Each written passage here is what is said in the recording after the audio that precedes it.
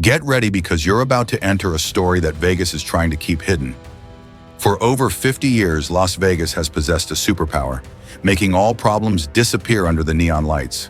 But this year, there's one thing the light can't hide: emptiness. The casino is empty.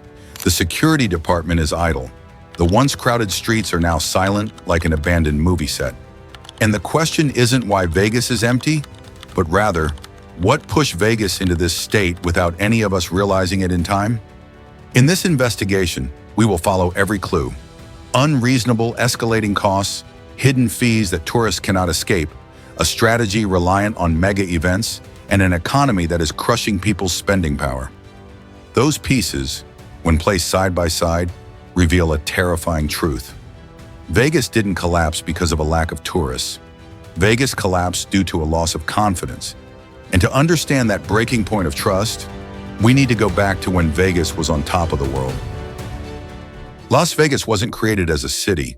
It was designed as an illusion in the desert, an economic experiment where neon lights blazed so brightly they eclipsed the sun. In the late 20th century, as much of America was grappling with the cost of living and market instability, Vegas emerged as an escape, a place where just by crossing the city limits, people feel they can become anyone.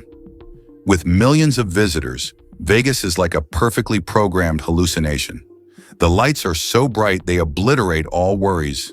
The music is 24/7 like a direct shot of adrenaline to the heart. Cocktails are cheaper than a cup of coffee these days. And the possibility of changing your life overnight is just like in a Hollywood movie. People don't go to Vegas to play. They came to escape reality for a while.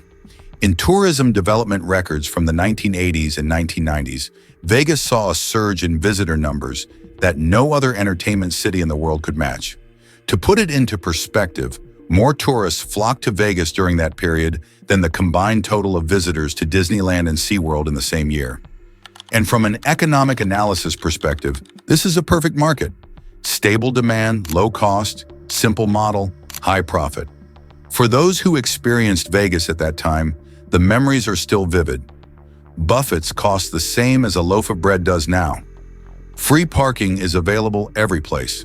Shrimp cocktail costs less than $1. It's so cheap that tourists compare it to the price of a pull on a slot machine. The room price is cheaper than a taxi ride to the airport these days. The casino was so crowded you couldn't see the floor. Vegas back then wasn't paradise, but a generous friend. You spend a little money, but you get so much more in return: music, light, joy, and the feeling that you deserve to live. Audiences today still write, Vegas in the 90s will never return. It's not just a city, it's a memory. Vegas's success at that time was a perfect MBA lesson. If you make customers feel they are treated better than the money they spend, they will keep coming back. But every myth has its weaknesses. And with Vegas, those signals are so subtle, almost no one notices them. The emergence of large corporations acquiring small casinos, to small surcharges, the fine print at the bottom of the bill. Then came the construction boom.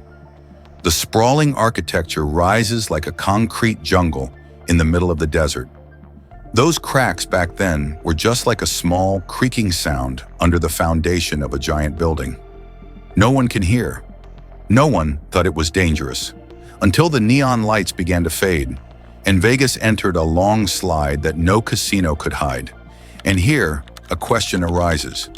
What happens when a city built on a sense of fun begins to prioritize maximizing profits? No one knew at the time, but the answer would become clear in the years to come. The decline of an empire rarely begins with a bang. It often appears in such small details that no one bothers to notice. And with Las Vegas, the first cracks were those seemingly harmless surcharges. In the late 2000s, a seemingly small change began to creep into hotel bills: the resort fee. Just a few dollars, then it goes up to a few dozen. A small number, but a big sign. If previously tourists only needed to negotiate room prices, now they have to pay extra for things that were once free. Wi-Fi, swimming pools, basic amenities. Easier to visualize. A pair of 100 shoes suddenly becomes 130 just because the shoebox is also being charged for. But that's not all.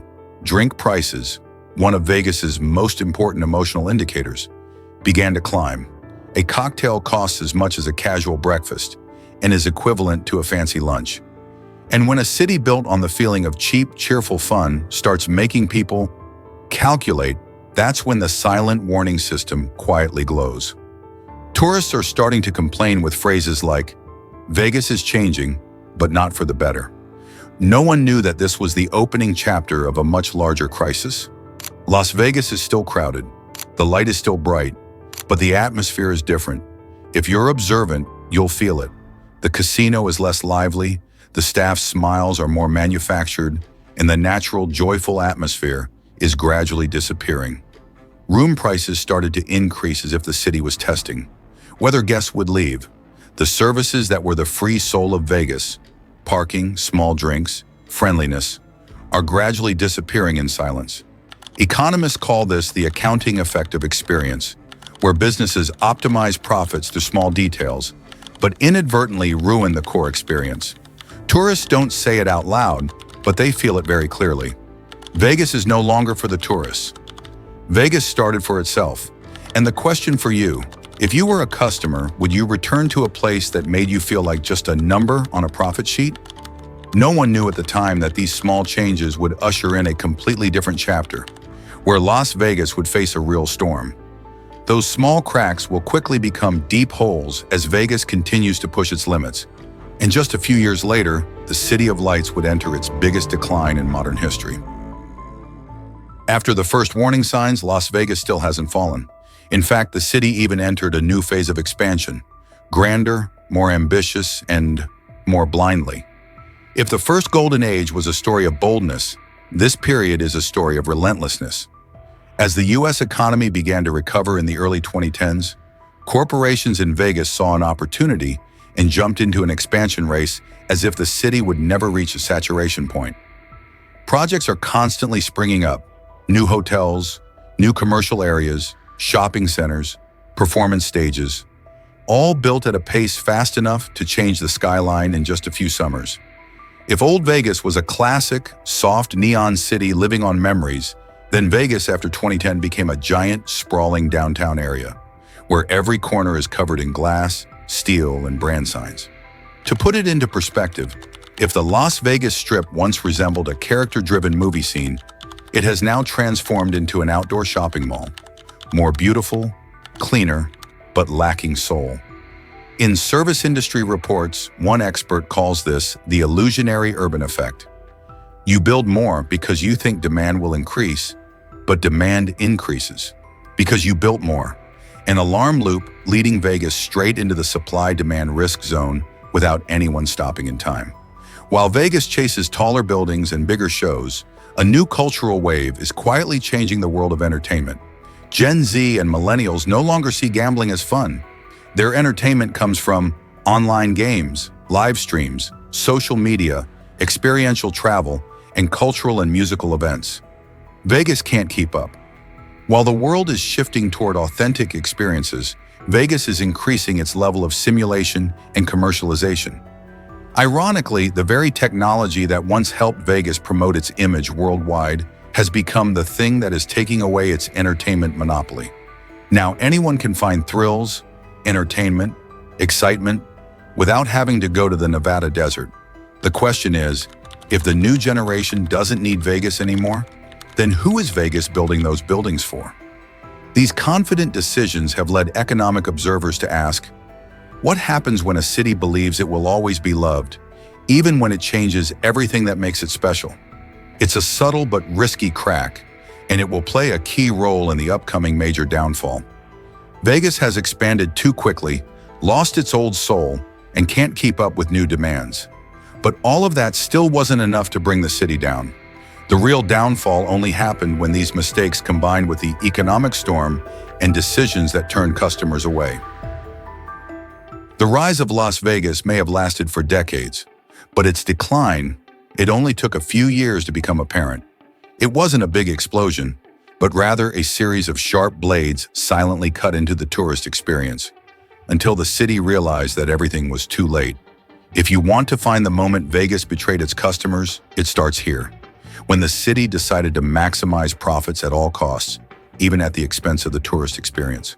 Resort fee, a small fee that comes at too high a price, Initially, it was just a few dollars. Then it increased by a few dozen.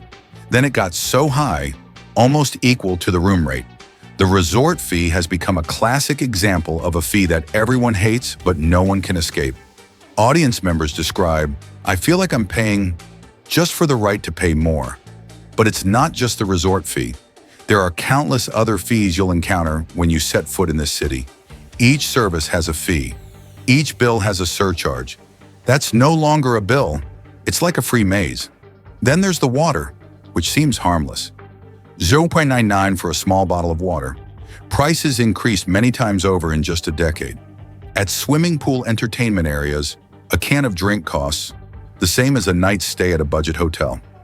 It's not an exaggeration when a visitor writes, "It feels like every transaction wants to splash water on your wallet." Along with that, show prices tripled. Valet parking is no longer free. The things that were once symbols of Vegas, affordable shows, free parking, cheap buffets, are now only memories. A meal in Vegas today can cost as much as a middle-class family's entire week's worth of groceries. A tourist said, "Vegas has priced the middle class out of the game." And just a small change in the customer's mindset. "If I don't feel respected, I won't come back." That crack will become a larger fracture than any statistic. Formula One, the event expected to save the city, ultimately caused it the heaviest losses. When Vegas placed a big bet on Formula One, it didn't expect the F1 construction site to turn the city into an unfinished film set for months. Bellagio Fountain, the #1 symbol, is completely covered. The path is blocked. The hotel transformed into armored concrete blocks because of the installation of the grandstand. The Strip, once the heart of Vegas, has become a congested construction route. Tourists stepping onto the street suddenly realized their Vegas was no longer there. One person shared, "I haven't seen Vegas like this since the pandemic. Dust, drilling sounds, machine noises, safety warnings. Vegas suddenly didn't feel like Vegas anymore." And this is the question posed to the city itself. Is it worth sacrificing the experience of millions of visitors for an event lasting a few days? But the event was just the tip of the iceberg. The real blow came from deeper down, the American economy. Persistent inflation is causing the price of everything is going up. Gasoline, food, housing, services, airline tickets. A trip to Vegas now costs the same as a cheap international package holiday. Local residents, the lifeblood of Vegas, no longer dare to spend like they used to. 5.8 million people are behind on their student loan payments. This number is equivalent to the population of a small state failing to balance its finances simultaneously. One customer shared, "I chose to pay taxes and fix my car instead of going to Vegas." When people have to choose survival over entertainment, Vegas is the first victim. A question for you. If even escapism becomes too expensive, how many people will still seek it out? Many viewers say that Vegas today is like a concrete version of itself. Too many shopping malls, too many chain stores, too much sameness. Vegas used to be quirky, fun, and unique. Now it's become neutral.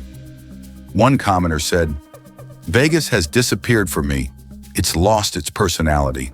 As the city chases the standards of industrialization, it loses what makes visitors feel special, the sense of living differently, of living freely. And once the soul disappears, all the neon lights are just a facade." This is not an immediate economic disaster. This is the silent withdrawal of each guest, one by one. Some people decide not to come back anymore. Some people choose to go elsewhere. Some people hold on to beautiful memories but don't want to ruin them with an expensive and disappointing trip. And then, the city didn't realize that what was fading wasn't the lights, but faith. Sometimes decline doesn't happen in a moment, but in the hearts of each visitor, one person at a time. Vegas is facing a big question. Is this just a temporary phase?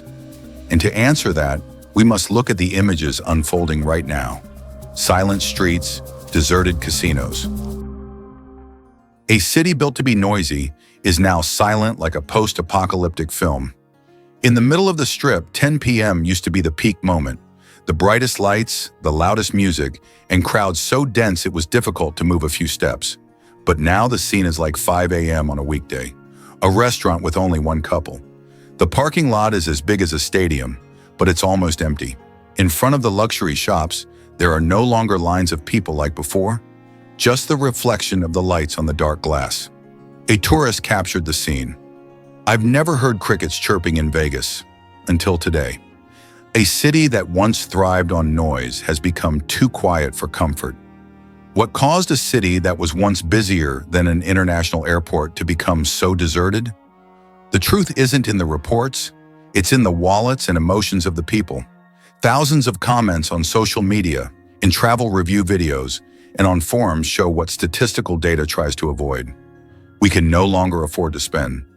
Vegas deserved this for being too greedy. If trust is lost, the city loses visitors. I won't be back." Vegas feels like an abandoned city. We are protesting with our wallets. This isn't a temporary mood.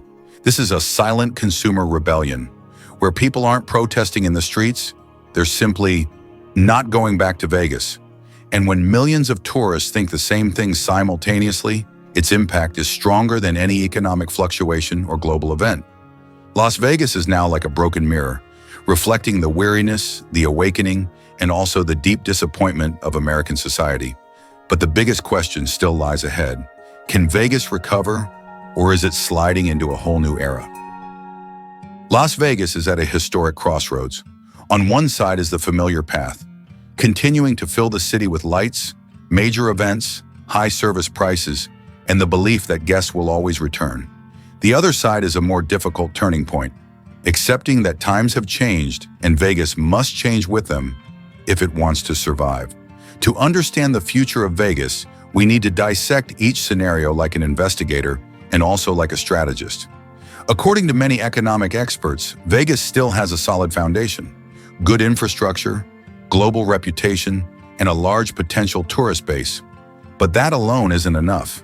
To revive itself, Vegas must return to the core philosophy that created its golden age: value for money, a genuine experience, not eroded by hidden fees. Respect customers instead of maximizing short-term profits. Specifically, the analysis group suggests 3 important steps. Reduce fees to a reasonable level, especially the resort fee. Diversify experiences beyond gambling, just like Singapore has done. Develop a model for middle-class customers, the largest demographic, that emphasizes spending less but enjoying more. If this can be done, Vegas could return as America's iconic Valley of Lights.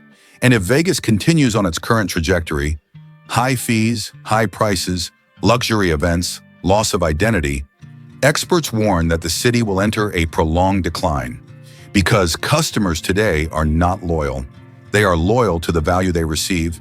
And as international travel becomes cheaper, as Gen Z prefers natural destinations over casinos, and as the online entertainment market explodes, Vegas is no longer the top choice. The question is, can a city survive solely on the memories of the past? In recent surveys, visitors emphasize 3 things they want Vegas to bring back: the generosity of old, a genuine experience, without the feeling of being charged for every breath, unique, different, and full of Vegas character. A travel strategist says, if Vegas wants to revive, remember why people loved it in the first place. It's not because of the bigger buildings. It's not because the shows are more expensive, but because of the feeling of freedom, of living differently, of being happy without calculation. This is perhaps the truth Vegas needs to accept. Today's consumer is no longer the same as the consumer of the 1990s. They understand the value better. They know how to compare. They have hundreds of travel options. They are ready to protest with their wallets. Can Vegas recover? That's not the right question. The correct question should be, does Vegas dare to change its business model to recover? This is perhaps a truth Vegas needs to accept. Today's consumer is no longer the consumer of the 1990s.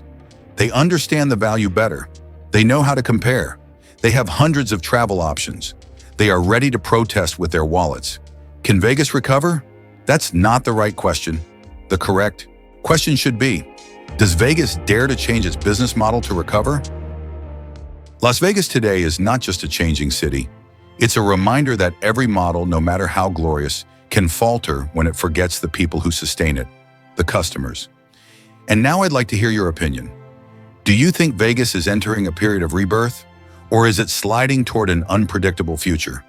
Do you still want to go to Vegas? Why? Please share your thoughts in the comments section. That's where the real discussion begins.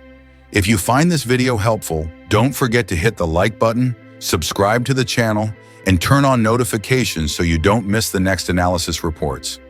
The content in the video is compiled from public sources, on-the-ground observations, and independent analysis.